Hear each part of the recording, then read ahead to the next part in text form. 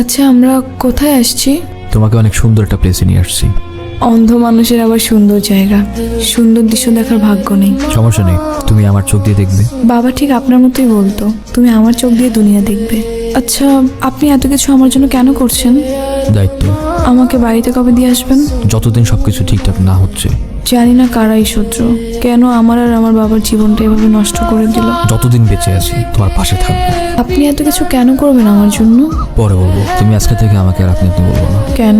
পরপর লাগে। আলিয়া, এত কিছু জানার পর তুমি আমাকে গ্রহণ করবে? না, যেই সম্পর্ক সমাজ মেনে নেবে সেই সম্পর্ক চাই, মানে বিয়ে। আমি তো পুরো ভয় পেয়ে গেছিলাম। অবশ্যই, চলো আঙ্কেল, আমি আপনাকে একটা কথা বলার জন্য এসেছি। আমি আলিয়াকে বিয়ে করতে চাই। তুই বিয়ে করতে চাচ্ছিস?